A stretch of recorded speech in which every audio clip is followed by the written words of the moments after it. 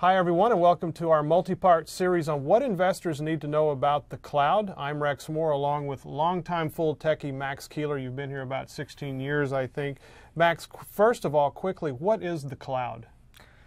Well, Rex, the cloud is the centralized hosting of storage and processing power by a third party, by a separate company.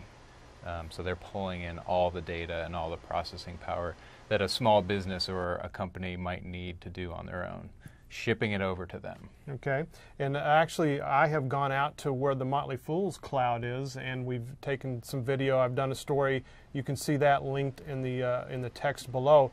But today we want to dig a little deeper and talk about investing opportunities, and we'll start with what everybody thinks about inside those racks and the cages are the hardware, the servers and whatnot.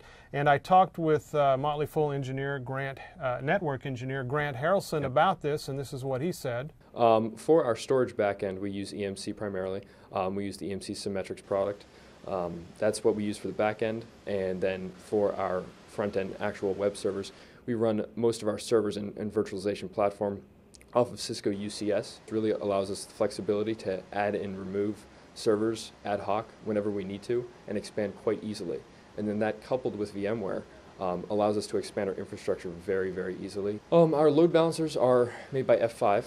Most of our networking stuff is Cisco, except for the F5s. And we also have fabric switches that are Cisco. Pretty much everything in there, networking-wise, is Cisco. We have some Dell servers when we need standalone servers. All right, Max, some good stuff there. A lot of companies to talk about if you're an investor in there. What do you see as the good, the bad, maybe the winners and losers in this space? Yeah, well, there's a lot of swirl going on for sure. And what's interesting about this, I think, is what you're seeing is a consolidation. And so take someone like EMC or someone like F5, the load balancer company.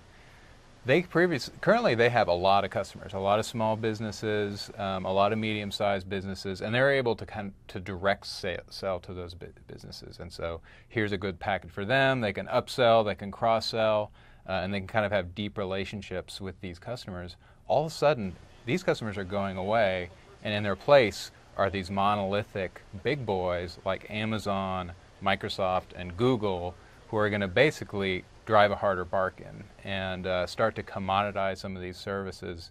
So I think really what you're going to see is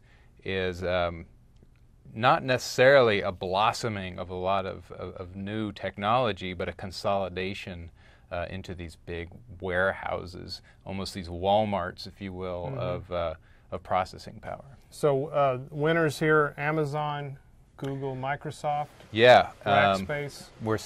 These cloud providers, these Salesforce too, that are really starting to consolidate. They're going to be able to hold a lot more cards in this processing and computing industry than they currently do. And then, so you're saying that even Cisco might be kind of getting commoditized down. I think, yeah. Okay. Now, the flip side of this is I think you're going to see a lot more usage of